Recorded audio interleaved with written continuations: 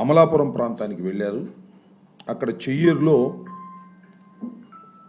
అనే గ్రామంలో ప్రజావేదికలో పాల్గొని పెన్షన్ల కార్యక్రమాన్ని నిర్వహించారు. సరే, ప్రతి నెల ఆయన ఆర్భాటంగా పెన్షన్ల కార్యక్రమం నిర్వహించడం అనేది ఆయన చేస్తున్నటువంటి అంశం. దానికి పెద్ద ఎత్తున ప్రచారం తీసుకురావాలనే ప్రయత్నం చేస్తున్నారు. ఈ పెన్షన్లు తప్ప ఏ కార్యక్రమాన్ని కూడా చంద్రబాబు నాయుడు గారు ఇచ్చిన హామీలను నెరవేర్చాలి. ఇది అందరికీ తెలిసినటువంటి సత్యం. ఈ నెల 12తో పాలన ఏడాది పూర్తవుతుందని ఆయనే చెప్పాడు. మా లెక్క ప్రకారం 4వ తారీఖున పూర్తవుతుంది. ఆయన ప్రమాణ స్వీకారం చేసింది 12వ తారీఖు కాబట్టి 12వ తారీఖున పూర్తవుతుంది అనేది ఆయన అభిప్రాయం. గేరు మారుస్తాడంట. ఏం గేరు మారుస్తాడో నాకు అర్థం కాల.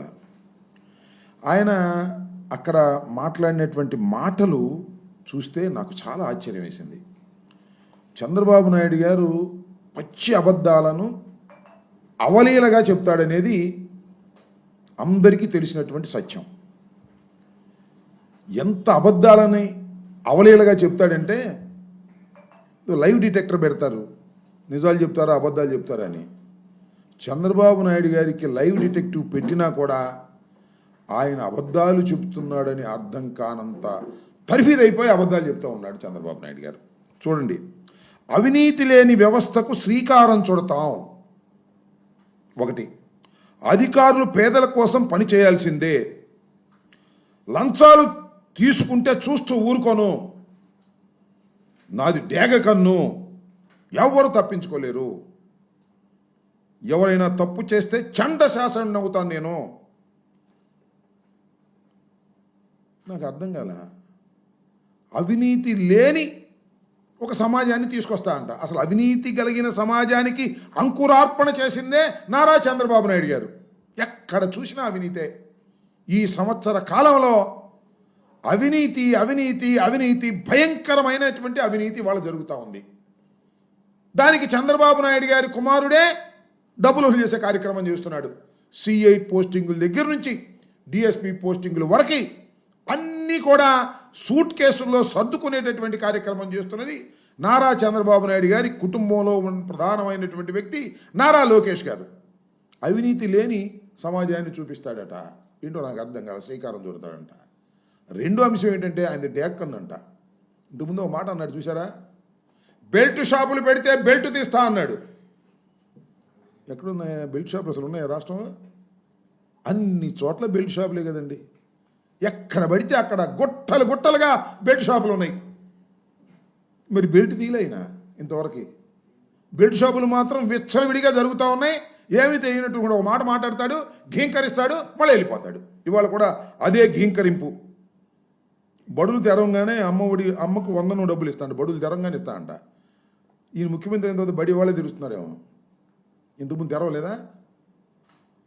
బడి తెరిచారు. ఎంత అన్యాయమయ్యా నాకు అర్థం కాలే చంద్రబాబు నాయుడు గారు. 15,000 అని కబడ్డీ కోత పెట్టినట్టు కోత పెట్టారే మీరు, మీ మంత్రివర్గ సభ్యులు, ఇవాళ మంత్రివర్గంలో ఉన్నవాళ్ళు. 15,000 అని కబడ్డీ కోత పెట్టినట్టు కోత పెట్టి మీరు అధికారంలోకి వచ్చిన తర్వాత బడి తెరిచినా కూడా 15,000 సంగతి దేవుడు ఎరుగు, ఒక్క పైసా కూడా ఇవ్వనటువంటి పరిస్థితి. అసలు నేను అడుగుతా ఉన్నా, నారా చంద్రబాబు నాయుడు గారు, మీరు అధికారంలోకి వచ్చిన తర్వాత ఏ వర్గం సంతోషంగా ఉందని చెప్పండి నాకు. ఏ వర్గం, ఒక్క వర్గం సంతోషంగా ఉందని చెప్పండి. విద్యార్థుల, యువకుల, ఉద్యోగుల, వ్యవసాయదారుల, ఎవరు? పారిశ్రామికవేత్తల, ఒక్క రంగమైనా సరే శభాష్ చంద్రబాబు నాయుడు గారు బ్రహ్మాండంగా ఉన్నారు అని. కనీసం అమరావతి రైతులు వాళ్ళను సంతోషంగా ఉన్నారా? వాళ్ళు సంతోషంగా లేరు. ఒక దుర్మార్గమైనటువంటి పరిపాలనని ఈ 12 మాసాలు చవి చూసినటువంటి సందర్భాన్ని మనం చేస్తున్నాం. మీరు చూశారు కదా, మా ప్రభుత్వాన్ని చూశారు 5 సంవత్సరాల పాటు. చంద్రబాబు నాయుడు గారి ప్రభుత్వాన్ని 1 సంవత్సరం పాటు చూశారు. మాది నాటే ప్రభుత్వం, చంద్రబాబు నాయుడుది పీకే ప్రభుత్వం. అంటే ఒక మాటలో చెప్పాలంటే ఉద్యోగాలు ఇచ్చే ప్రభుత్వం మాది. చంద్రబాబు నాయుడు గారు ఉద్యోగాలను పీకేసే ప్రభుత్వం చంద్రబాబు నాయుడు గారిది. ఎంత ఘోరం అని నాకు అర్థం కాలేదు. చంద్రబాబు నాయుడు గారు అధికారంలోకి వచ్చిన తర్వాత వాలంటీర్లు 2,06,000 మంది వాలంటీర్లు. ఏం చెప్పాడు ఎన్నికల్లో వాలంటీర్లకి? అరే చంద్రబాబు చెప్తూ ఏమన్నాడంటే, జగన్మోహన్ రెడ్డి 5,000 ఇస్తుంది, రాసుకో 10,000 ఇస్తా. అమ్మ ఒళ్ళగానే 15,000 లాగా 5,000గా మనం రాగానే 10,000 అన్నాడు. 10,000 సంగతి దేవుడు ఎరుగు. ఉన్న ఉద్యోగాలు బిగి పారేశాడు. 2,60,000 మందిని ఉద్యోగాలు పీకేశాడు. ఏపీ బ్రెవరేజ్లో, ఫైబర్ నెట్లో వాళ్ళుంటే వాళ్ళని పీకేశాడు. మొత్తం 3 లక్షల మంది ఉద్యోగాలను టపామని పీకేశాడు మహానుభావుడు చంద్రబాబు నాయుడు గారు అధికారంలోకి రాగానే. ఉపాధి లేక అల్లాడిపోతున్నటువంటి యువకులకి నువ్వు ఇచ్చిన వరం ఏంటంటే ఉద్యోగాలు పీకి పారేయటం. ఇవాళ చూడండి మళ్ళా ఎంత దుర్మార్గమో. ఇవాళ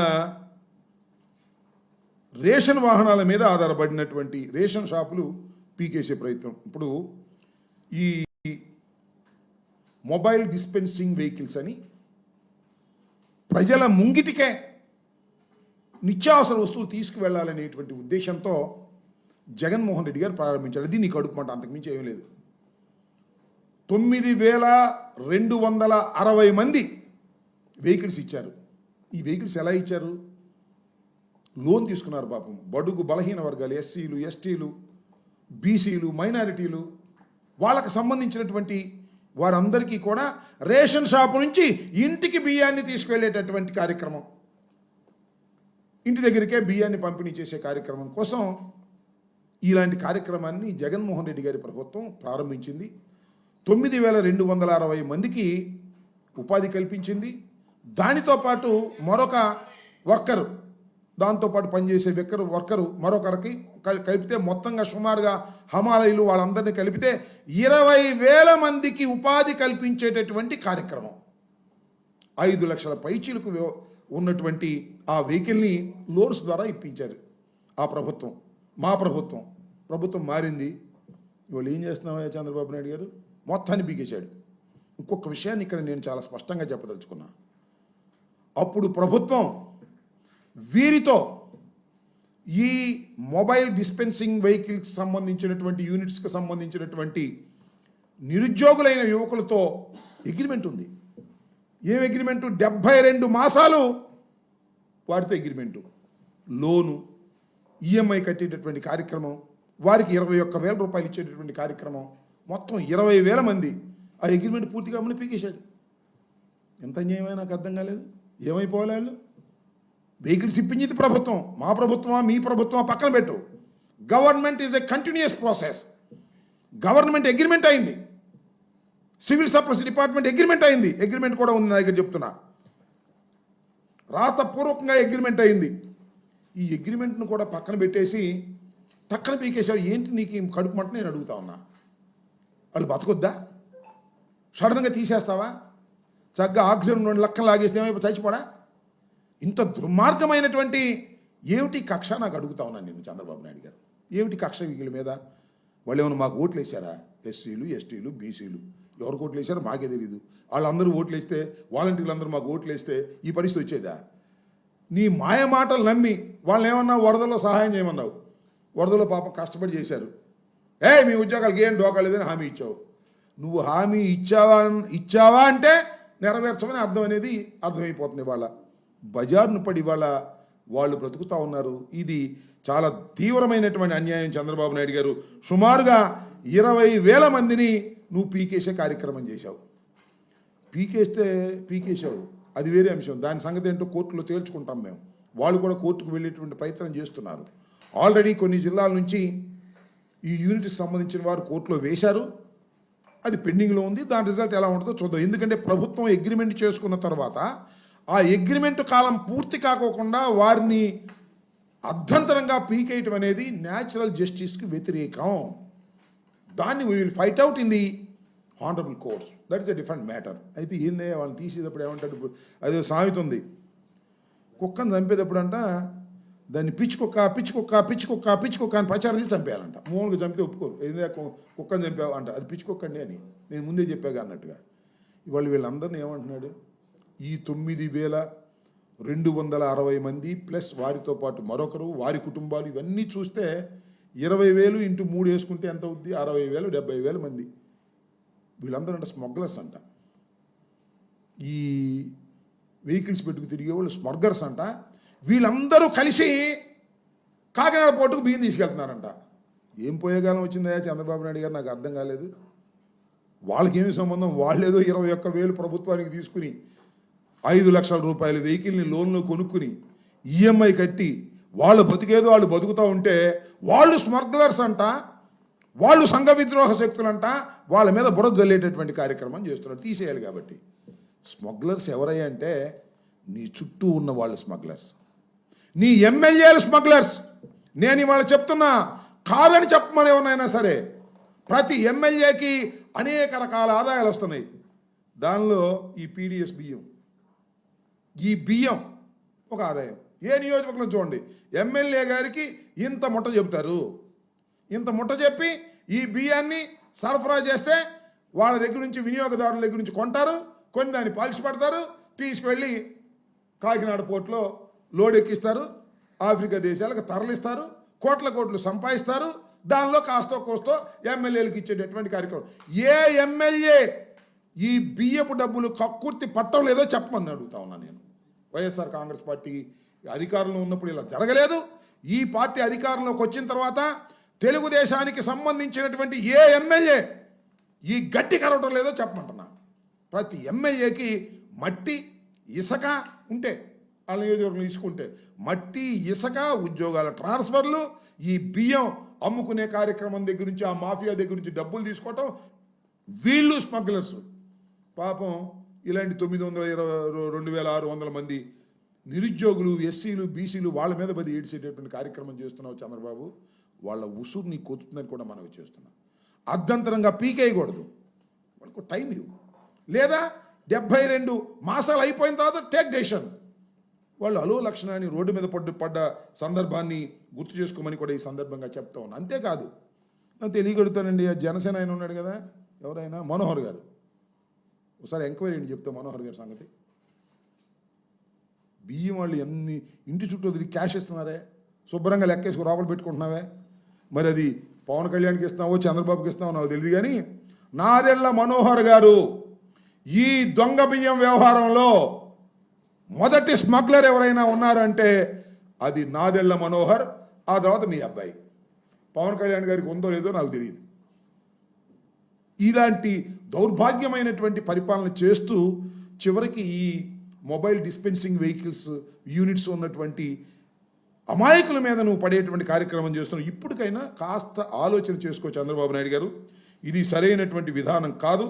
మీరు తక్షణమే దీని మీద ఆలోచన చేయాల్సిన అవసరం, చేసే పరిస్థితి ఏమీ లేదులే నీకు. ఎందుకంటే లైన్లో పడ్డావు. ఇంకా మీ అబ్బాయి సూట్ కేసులు సర్దుకోవటం, మా మీద కేసులు పెట్టడం, ఆ మనోహర్ ఏమో కోట్లు తీసుకోవటం, లైన్లో పడ్డారు, సూట్ కేసులు సర్దుకునే కార్యక్రమం ఉన్నారు తప్ప ప్రజల గురించి ఆలోచించే పరిస్థితిలో మీరు లేరు.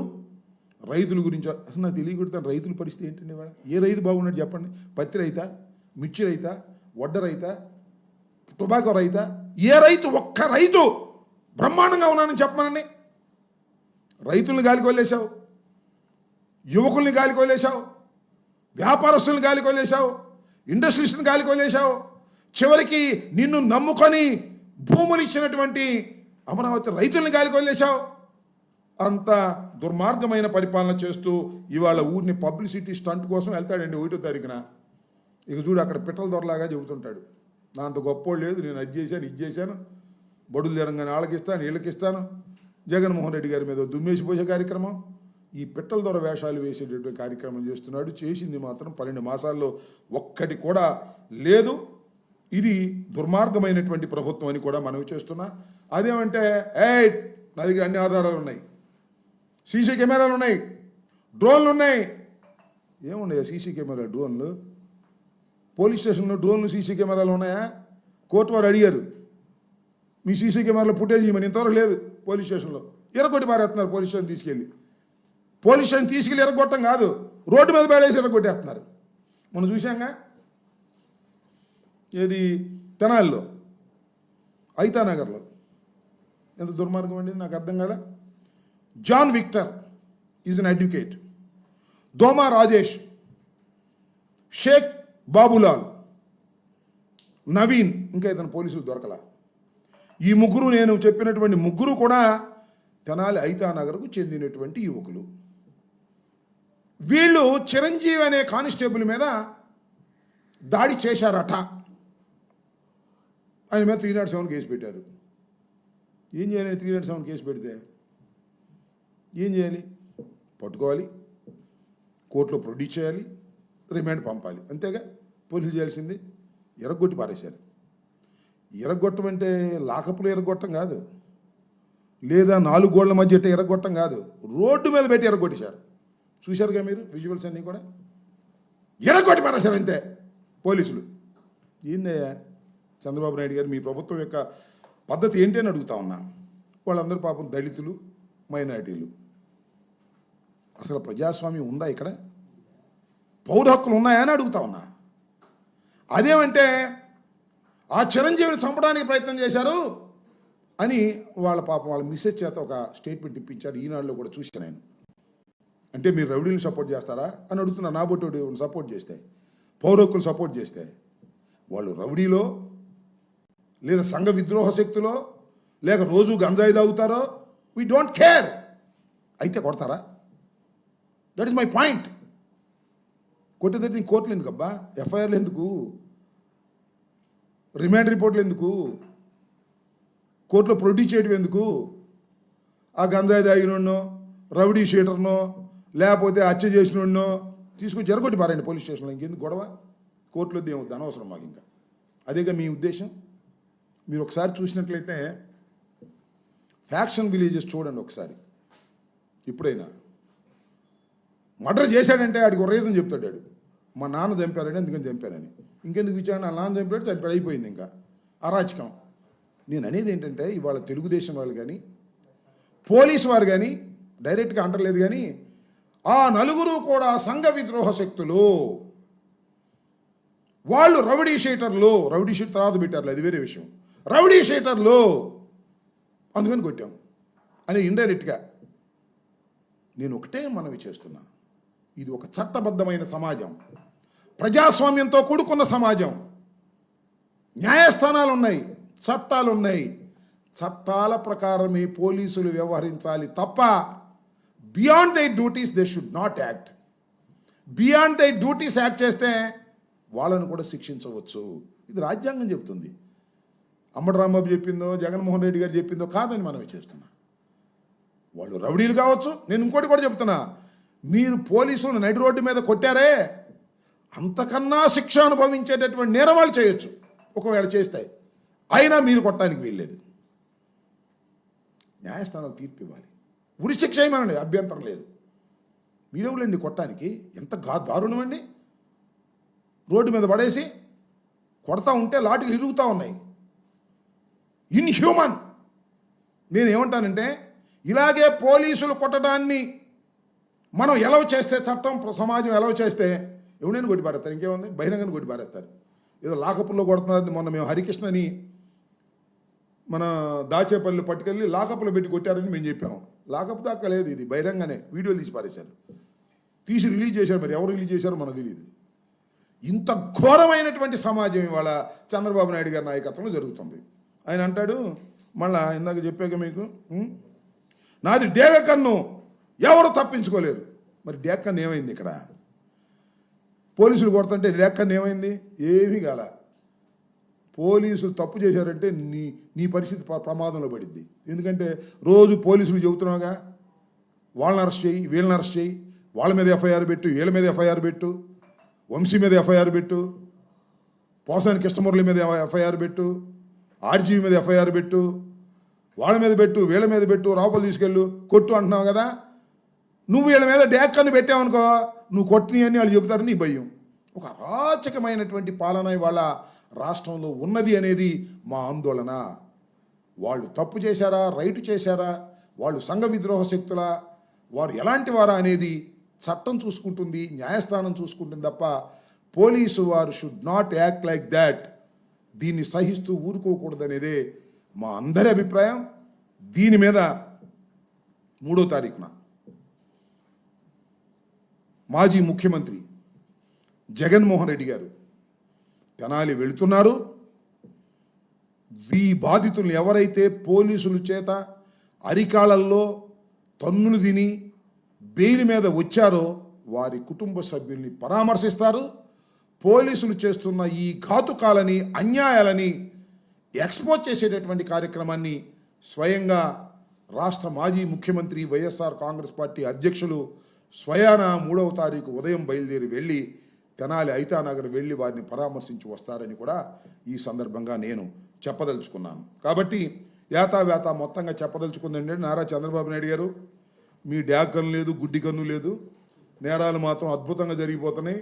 2 కళ్ళు మూసుకుని మీరు మాట్లాడుతున్నారు, ఘోరాలన్నీ జరిగిపోతున్నాయి, ఉద్యోగాలు పీకేస్తున్నారు. ఇప్పటికైనా ఈ మొబైల్ డిస్పెన్సివ్ యూనిట్కి సంబంధించినటువంటి వారిని 72 మాసాలు నువ్వు కంటిన్యూ చేయటం ధర్మం, ఆ తర్వాత నీ ఇష్టం. That is a different matter. అంతేకాదు వాళ్ళకి రావాల్సినటువంటి బకాయిలు కూడా 3,000 రూపాయలు ప్రతి నెల ఇవ్వాల్సినవి పెండింగ్లో ఉన్నాయి, అవి కూడా ఇచ్చి వారిని ఆదుకుని శభాష్ అనిపించుకో. లేదంటావా వారి ఉసురు కొట్టిద్ది, నువ్వు మూల్యం చెల్లిస్తావు. మేము కూడా ఊరుకోము, వాళ్ళని సపోర్ట్ చేస్తాము. అవసరమైతే న్యాయస్థానాలకు వెళ్ళి వారి ఉద్యోగ వాళ్ళకి ఉపాధి, ఆల్టర్నేటివ్ ఉపాధి కలగాలి కదా, కలిగించేటటువంటి ప్రయత్నం చేయవలసిందిగా కూడా మేము చేస్తామని ఈ సందర్భంగా తెలియపరుస్తూ ఉన్నాను. చెప్పండి.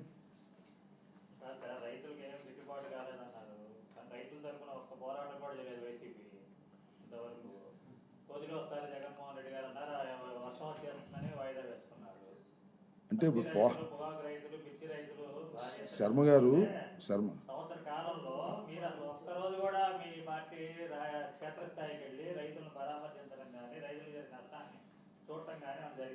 మిమ్మల్ని సాటిస్ఫై చేయలేనందుకు మేము కొద్దిగా బాధపడుతున్నాం. అయితే మిర్చి రైతుల వ్యవహారంలో, ప్రతి రైతుల వ్యవహారంలో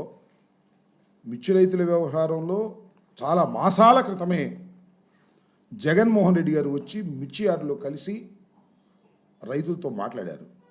ఆ రోజున గౌరవ ముఖ్యమంత్రి గారు నారా చంద్రబాబు నాయుడు గారు జగన్మోహన్ రెడ్డి గారికి సెక్యూరిటీ కూడా ఇవ్వలేదు. అయినా మిర్చి యార్డుకు వచ్చాం, జగన్మోహన్ రెడ్డి గారు పలకరించి ఎక్స్పోజ్ చేశారు. ఎక్స్పోజ్ చేసిన తర్వాత కింద నుంచి పైదాకా కదిలేరు. మేము కేంద్ర వ్యవసాయ మంత్రితో మాట్లాడుతున్నాం అన్నారు. 11,871 రూపాయల మద్దతు ధర ఇచ్చామన్నారు. ఇచ్చింది లేదు, సచ్చింది లేదు. ఒక్క క్వింటా కూడా 11,871 రూపాయలకు కొన్నట్టుగా నిరూపిస్తే నేను రాజకీయ సన్యాసం చేస్తా. మొన్న మహానాడులో కూడా చెబుతున్నాడు, ఆయన పేరేంటి, ఏ కేసు, లోకేష్, సూట్ కేసులు మోసే లోకేష్ చెబుతున్నాడు ముఖ్యమంత్రి గారు మద్దతు ధర ఇచ్చిన ఘనత అని. ఎవరు ఒక్క కింటా కొనకుండా మద్దతు ధర ఏం చేసుకుంటావు, ఫోటో గట్టి పెట్టుకుంటావని నాకు అడుగుతా ఉన్నా. అదేవిధంగా టొబాకోకు సంబంధించినటువంటిది మా ఎంపీ గారు సుబ్బారెడ్డి గారు వెళ్ళారు, విజిట్ చేశారు. స్థానిక శాసనసభ్యులతో కూడా కలిసి, మాజీ శాసనసభ్యులతో కలిసి ఎక్స్పోజ్ చేసే ప్రయత్నం చేశాం. అంతేకాదు జగన్మోహన్ రెడ్డి గారు పొదిలి వెళ్ళడానికి నిర్ణయించుకుంటే భారీ వర్షాల సూచనగా మానుకున్నారు. It is a continuous process. మేము 40% ఓట్ షేర్తో ఈ రాష్ట్రంలో 11 సీట్లు మాత్రమే వచ్చిన అపోజిషన్ మా పాత్రను నిర్వహించడంలో ఎక్కడా కూడా వెనకాడం. కాకపోతే మీరు అనుకున్న స్థాయిలో చేయలేదని మీరు భ్రమిస్తే అది వేరే విషయం. We have a plan. ఖచ్చితంగా ఈ ప్రభుత్వం మీద ఒత్తిడి తీసుకొచ్చేందుకు సర్వశక్తులు ఒడ్డి పోరాడతామని కూడా ఈ సందర్భంగా నేను మనవి చేస్తున్నాను. అయితే చెవిటోడి ముందు శంఖం ఊదినట్టే చంద్రబాబు నాయుడు గారి గురించి ఏదైనా చేయండిరా బాబు, వాళ్ళు చెప్పే కదా, ఏది ఈ మొబైల్ డిస్పెన్సింగ్ యూనిట్స్ సంబంధించి 72 మాసాలు అగ్రిమెంట్ ఉంటే, return agreement government between individuals, దాన్ని కూడా పక్కన పెట్టేసి చేస్తున్నామంటే దుర్మార్గం. అన్ని వ్యవస్థలను మేనేజ్ చేసుకుని వెళ్ళాలనేటువంటి ప్రయత్నం చేస్తున్నారు. సో మేము ఈ సంవత్సరం పాటు మళ్ళా రేపు 4వ తారీఖున వెన్నుపోటు దినం. ఆ రోజు చంద్రబాబు నాయుడు గారి ప్రభుత్వం వచ్చిన రోజు కాదు, దినం కాదు, అది వెన్నుపోటు దినం. ప్రజలందరినీ వెన్నుపోటు పొడిచినటువంటి దినం అది. దాన్ని we have to expose that. దాన్ని పెద్ద ఎత్తున 175 నియోజకవర్గాల్లోనూ కలెక్టర్లు ఉంటే కలెక్టర్లు, గుంటూరు లాంటి చోట, విజయవాడ లాంటి చోట, లేకపోతే ఆర్డీఓలు ఉంటే ఆర్డీఓలు, ఎంఆర్ఓలు ఇంటూ ఎంఆర్ఓలు. ఇదంతా ఏంటి? ఎంఆర్ఓ మెమోరాండం ఇవ్వగానే ఎంఆర్ఓ గారు చంద్రబాబు పంపించేసి ఎమ్మటే ఈ సమస్య తీరుస్తాడని కాదు. We want to expose the situation. ఒత్తిడి తీసుకొచ్చేందుకు తీసుకువస్తున్నాం. కానీ చంద్రబాబు నాయుడు గారు ఎంత ఒత్తిడైనా తట్టుకోగలుగుతున్నాడు. ఆయన కళ్ళు మూసుకున్నాడు కదా, డ్యాక్ కన్ను కాదు, గాడిది గుడ్డు కన్ను కాదు, అది మూసుకున్న కన్ను. అన్నీ చూస్తూ ఉన్నాడు, చూస్తూనే చూడనట్టుగా నటిస్తాడు. బెల్ట్ తీస్తా అంటాడు, బెల్ట్ షాపులు ఇస్తావిడిగా బెల్ట్ షాపులు నడుస్తానే ఉన్నాయి. చంద్రబాబు నాయుడు గారికి మాత్రం తెలియదని మనం నమ్మాలా?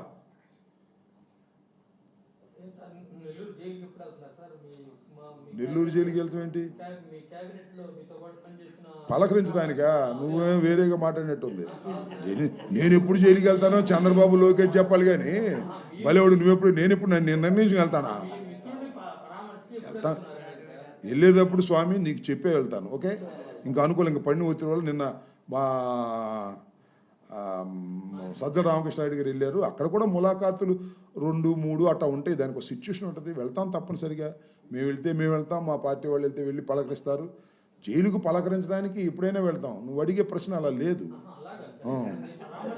నువ్వు జైలుకి ఎప్పుడు వెళ్తావంటే ఏందయ్యా బాబు నువ్వు?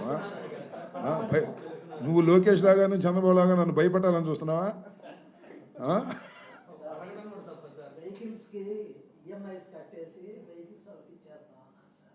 ఏంటేంటి? నేను ఒక మాట చెబుతానయ్యా, పెండింగ్ అమౌంట్స్ గిట్టడం కాదయ్యా. ఒకే ఒక పాయింట్ నేను చెప్పేది రీజనబుల్లా కాదా మీ ఇద్దరు చెప్పండి. 72 మాసాలకి అగ్రిమెంట్ అయింది. ఉండొచ్చు, దట్ ఈస్ ఎ డిఫరెంట్. నేను ఒక మాట చెబుతాను, నేను ఒక that is a different matter. Sharma నేను చెప్పేది విను. అది వేరే అంశం. దాని లోతుపాతుల గురించి వేరే డిస్కస్ చేద్దాం. నేను కాదన్ను. ఒకసారి 9,260 మందితో ప్రభుత్వం అగ్రిమెంట్ అయింది. అంటే ఆ అగ్రిమెంట్ చల్లదా ప్రభుత్వం మారితే?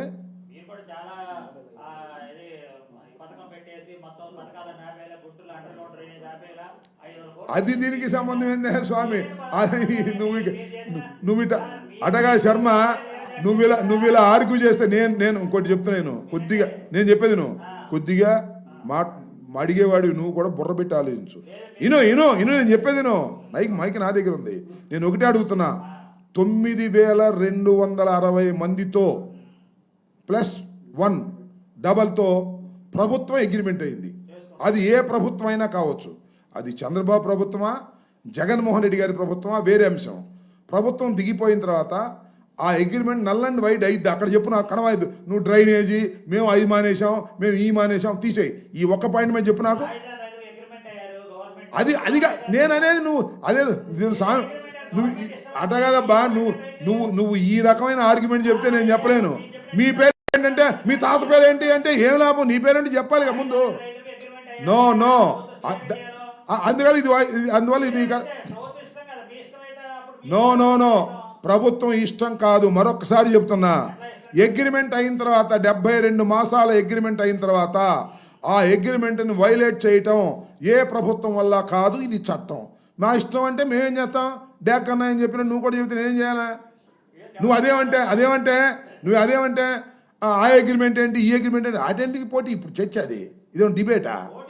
అది కాదు డిబేటా అన్న. ఇదేమన్నా this is not the debate, this is the press meet, this is not the debate. లేకపోతే నువ్వు కూడా పక్కన చైరేసి కూర్చొని మైక్ ఇస్తా చెప్పు. No, that is not the way. నేను ఒకటే చెప్తున్నా. నేను ఇక్కడ చెప్పేది ఒకటి 72 మాసాలకు అగ్రిమెంట్ తీసుకున్నటువంటి 2,600 మందిది ప్రభుత్వం అర్ధంతరంగా తీసేయటం అన్యాయం అంటున్నా. అర్ధంతరంగా తీసే అన్యాయం ఏంటండి? మీరు రాజధాని రైతులను ఏం చేశారండి? మీరు పోలవరం ఏం చేశారండి? మీరు ఇదా దీంతో అయ్యేదేనా? This is the point I'm exposing. మళ్ళీ నువ్వేమంటావు, మీరు సరిగ్గా పోరాటలేదండి అని నువ్వే అంటావు. మళ్ళీ ఏం చేయాలా? అడిగితే తప్పు, పోరాడితే తప్పు, గట్టిగా అడిగితే అసలు మీరేంటంటే ఏం చెప్తాం? ఇది ఈ వితండవాదానికి అర్థం ఉండాలా? మేము చెప్తుంది ఒకటే, ఇవాళ ఈ మొబైల్ డిస్పెన్సింగ్ యూనిట్స్కి సంబంధించినటువంటి వ్యక్తుల్ని ప్రభుత్వం అగ్రిమెంట్ అయింది. ఆ అగ్రిమెంట్కు భిన్నంగా ఈ ప్రభుత్వం వ్యవహరిస్తుంది. ఇది తప్పు, సరి చేసుకోమని చెబుతున్నాం. చంద్రబాబుని చెప్పమను, మీరు తప్పు చేశారు కాబట్టి మేము కూడా తప్పు చేస్తున్నామని. చట్టం, ప్రభుత్వాలు చట్టబద్ధంగా ఏర్పడినటువంటి ప్రభుత్వాలు. మేము తప్పు చేస్తే మమ్మల్ని క్వశ్చన్ చేయాలి ఎప్పుడైనా సరే. We are answerable that. YSR Congress party అధికారంలో ఉన్నప్పుడు రైతులతో అగ్రిమెంట్ చేయలేదు, లేకపోతే ఇంకోటి, that is questionable. Then it will be question, not now. ఈ ప్రశ్నకి ఆ ప్రశ్నకి ఈ ప్రశ్న పెడితే ఇంకేముంది? విదండవాదం తప్ప ఏముంది? What can I do? That is not the వే. శర్మ, ఖచ్చితంగా చేసుకోమని అభ్యంతరం ఏమీ లేదు. ఖచ్చితంగా దాని నువ్వు ఇది ఇక్కడే మళ్ళా మొదలుకు వచ్చావు. నేను ఒకటి చెబుతున్నాను, అగ్రిమెంట్ ఈజ్ అగ్రిమెంట్. అది కదయా. నేను ఒక మాట చెబుతానయ్యా, నాకు తెలియక అడుగుతాను, నీకే బాగా తెలిసి నేను ఒప్పుకుంటాను. ప్రభుత్వం ఒక ఇండిపెండెంట్, ఒక అసోసియేషను, అగ్రిమెంట్ వచ్చింది. ప్రభుత్వం అయితే అగ్రిమెంట్ రద్దు అయిద్దా? ఎందుకు అగ్రిమెంట్ అటేటప్పుడు? Why you are signing on the agreements? Agreements ఎందుకంటున్నా? ఎందుకు అగ్రిమెంట్ రావాలి? ఎందుకు జీవో ఇవ్వాలి? జీవో రద్దు చేసేటప్పుడు అగ్రిమెంట్ ఏంటి? That will be decided by the courts. Already courts are there. Argument ఏంటి? ప్రభుత్వాలు మారితే అగ్రిమెంట్ చెల్లవు అని ఉంది ఎక్కడన్నా? That is a different matter. అది వేరే విషయం. అదే దీన్నే వితండవాదం అంటారు. అదే వీళ్ళ సంగతి నేను చెబితే నీ పోలవరంలో అగ్రిమెంట్లో ఆయన ఎట్లా మార్చారంటే ఏం చెప్పాలి ఇక నువ్వు? వాళ్ళ వాదన వాళ్ళు అసలు చెప్పి సావాలి, ఇంతవరకు మాట్లాడలేదు. నువ్వు మాట్లాడుతున్నావు. వాళ్ళు అసలు ఇంతవరకు మాట్లాడలా. వాళ్ళ వాదన అంటే నో. శర్మ దిస్ వెహికల్ ద్వారా స్మగ్లింగ్ జరిగేదేంటి స్వామి? అసలు స్మగ్లింగ్ పితామహుడే మన మంత్రి. వీళ్ళు స్మగ్లింగ్ చేస్తే ఏంటి? 30 బస్తాలు తీసుకెళ్ళి స్మగ్లింగ్ చేస్తారా? అరే నాకు తెలియకడుతున్నా, ఎవడా ఎమ్మెల్యే డబ్బులు తీసుకుంది ఇక్కడ? ఈ పీడి ఇది నిరూపించమని అడగపోయిన వాళ్ళని స్మగ్లింగ్ ఏమైనా కేసు పెట్టారా? శర్మ దిస్ ఈజ్ కాదు. ఏమైనా కేసు పెట్టారా వీళ్ళ మీద? ఎవరైనా శిక్షించారా? ఏది ఊరిని మాట చెప్పగానే సరే. నేను చెప్తే నువ్వు నిరూపించమంటున్నావు, వాళ్ళు చెప్తే నిరూపించమన్నావు నువ్వు. శర్మ మరి ఇంకే వాళ్ళు చెప్పారంటున్నావు. శర్మ నువ్వు రీజనబుల్ పాయింట్ అడుగు, ఐ కెన్ ఆన్సర్ దిస్. ఊరే వితండవాదం అడిగితే ఏం చెప్పాలి నువ్వు? వీళ్ళ అగ్రిమెంట్ చల్లదయ్యా బాబు, వీళ్ళు లబోదివ్వమని రోడ్డు మీద పడ్డారు 9,260 మంది అంటే పోలవరం అగ్రిమెంట్ ఎందుకు చేశారంటే ఏం చెప్పాలి నేను? ఇంకా దానికి దీనికి సంబంధం పెడితే అదేనా సమాధానం? అదేనా మీరు చెప్పేది? మళ్ళీ ఇందాకేమో రైతుల గురించేమో నువ్వు పోరాడింది లేదంటావు. మళ్ళీ ఇప్పుడేమో వీళ్ళ గురించి పోరాడితేనేమో దానికి అగ్రిమెంట్ అంటారు. No, that is not the way. This is the press meet. I'm saying, నువ్వు క్వశ్చన్ అడుగు, నేను సమాధానం చెప్తాను. డిబేట్కి రామాగా. డిబేట్కి వచ్చేటట్టు డిబేట్కి వచ్చేటట్టు ఇక్కడ చేరేసుకో, నాకేం అభ్యంతరం లేదు. డిబేట్కి వచ్చేటట్టు ఇక్కడ చేరేసుకో. You ask the question, I will answer it. మళ్ళీ దాన్ని నువ్వు అదెట్టా ఇదెట్టా అంటే that is not the way to. Minister ఏం చెప్పాడో అదే నువ్వు చెబుతున్నావు, నాకేం అభ్యంతరం లేదు. ఏం చెప్పాడు మినిస్టర్? నేను శర్మ మరొకసారి చెబుతున్నా, వెహికల్ వల్ల ఉపయోగం ఉంది లేదు అనేది పక్కన పెట్టు. నేను ఐఎమ్ క్వశ్చనింగ్ ది అగ్రిమెంట్ అనేది 72 మాసాలకు చేసుకున్న అగ్రిమెంటు 50 మాసాలకి 52 మాసాలకి నువ్వు క్యాన్సిల్ చేస్తున్నావు. ఆల్టర్నేటివ్ చూపించకుండా క్యాన్సిల్ చేస్తున్నావు. ఇది చట్ట వ్యతిరేకం అని చెబుతున్నా. వాడు 100 చెప్పనే ఎవరైనా కానీ, ఇది చట్ట వ్యతిరేకం. ఆల్రెడీ కోర్టులో ఉంది, కోర్టు నోటీస్ ఇచ్చింది.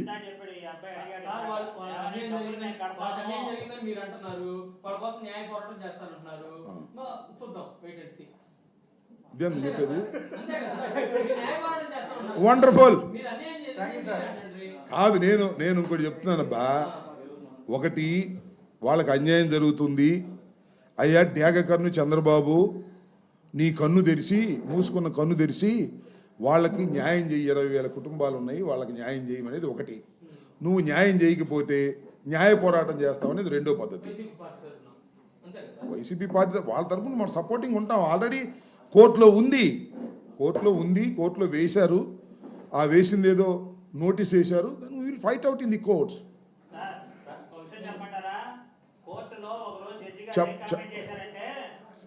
అవన్నీ కదా స్కూల్కి వెళ్ళే పిల్లలకి దూరంగా స్కూల్ రద్దు చేసి మీరు రేషన్ వెహికల్ తీసుకెళ్ళలేరా? పిల్లలపైన దూరం కూడా లేదు, రేషన్ డిపోకి రేషన్ తెచ్చుకోలేరా? అలాంటి వాడి వెహికల్ పెట్టి స్కూల్ ఎత్తేస్తారని ఒక జడ్జి వైసీపీ ప్రభుత్వం మీద స్విచ్చెస్ పాస్ చేశాడు. ఇది చాలా అది కాదబ్బా. ఇప్పుడు శర్మ, ఇప్పుడు జడ్జెస్ వాళ్ళు స్విచ్చెస్ పాస్ చేయొచ్చు, that is not the case here. ఇక్కడ నేను అడుగుతుంది దానికి కాదు. నువ్వు ఎక్కడెక్కడికో వెళ్ళిపోతున్నావు, ఎక్కువైపోయి తెలియతే అట్లా, అది వచ్చిన ప్రాబ్లము. నువ్వు డిబేట్లోకి వెళ్తున్నావు. నేను you ask the question, I will answer it. అది కాదు, నువ్వు అది కాదబ్బా. నువ్వు ప్రశ్న అడుగు, నేను సమాధానం చెప్తా.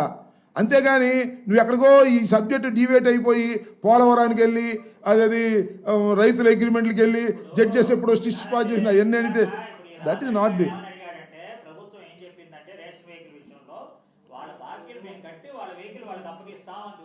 నేను ఒక మాట చెబుతాను అబ్బాయి, ఉచితంగా అప్పచెప్తారా లేదా అని కాదు. I am questioning the agreement. ఆ అగ్రిమెంట్ నల్ అండ్ వైడ్ ఎలా అవుతుంది ప్రభుత్వం మారితే అని అడుగుతున్నా. నువ్వేమంటున్నావు? అవుద్ది అంటున్నావు. అది చట్టం ఎక్కడ చెప్పలా. మీ ఇద్దరు చెప్తే నాకు సంబంధం లేదు. ఒక అగ్రిమెంటు 72 మాసాలకు చేసుకున్నటువంటి అగ్రిమెంటు 50 మాసాలకు నువ్వు క్లోజ్ చేయడానికి నీకు అర్హత ఎక్కడుంది అని అడుగుతున్నా. It is a statutory body. Government is a statutory body, is a continuous process. Chandrababu ఉంటాడా, జగన్మోహన్ రెడ్డి గారు ఉంటాడా, లోకేష్ ఉంటాడా, పవన్ కళ్యాణ్ ఉంటాడా, that is a different matter. ఒక అగ్రిమెంట్ని 72 మాసాలకు చేసుకున్న తర్వాత that is the point here. నువ్వేం చేస్తావు ఏంటి? నువ్వు ఉపాధి కల్పిస్తాను, ఆ 72 మాసాలకి 50 మాసాలకి జీతం ఇచ్చేసి పంపిస్తాను, దట్ ఇస్ ఆల్టర్నేటివ్స్. వారి ఉపాధి సంగతి ఏంటి అని అడుగుతున్నావు. 20,000 కుటుంబాలు, that is the question here. నువ్వేమో పోలవరం అగ్రిమెంట్ గురించి వెళ్తున్నావు, నేనేం చేయను ఇంకా. అదే ఇక నువ్వు దేశంలో ఉన్న అగ్రిమెంట్లు అన్నీ చెప్పండి అట్టాగో. Sharma, that is not the way అబ్బా, that is not the way, that is not the way. No Sharma, మరొకసారి చెప్తున్నా. ఇది ప్రెస్ మీట్ క్లోజ్ చేయను. ప్రెస్ మీట్ అని మాట్లాడుకుందాం. నేను press meet is a press meet. You ask the question, reasonable question, I can answer. నువ్వు డిబేట్కి వస్తే నేనేం చేయను అంటున్నా. అవును, డిబేట్ నువ్వు డిబేట్కే వస్తున్నావు. డిబేట్కి వస్తే పక్కన చేరేసుకుని వేరే కూర్చోవటమే, అది వేరే విషయం. మేము తప్పులు చేసామా రైట్లు చేసామా, that is a different matter. That cannot be decided here, that is over. ఇవాళ నా ప్రెస్ మీటు, నా కంటెంటు ఇది, పోలీస్ది, ఈ రెంటి మీద అడుగు, నేను సమాధానం చెప్తా. పోలీసుల విషయంలో కూడా నువ్వు అడగొచ్చు, ఏమండి మీరు కొట్టారుగా మీ టైంలో ఇట్టా. ఇప్పుడు పాయింట్ ఇది, ఈ పాయింట్ మీద నేను నొక్కి మాట్లాడుతున్నా. దీని ఏమైనా డిఫెన్స్ తప్పు ఉంటే చెప్పు. ఇక నువ్వు నీతో అయ్యేది కాదు, పెట్టేది కాదు. నువ్వు ఇక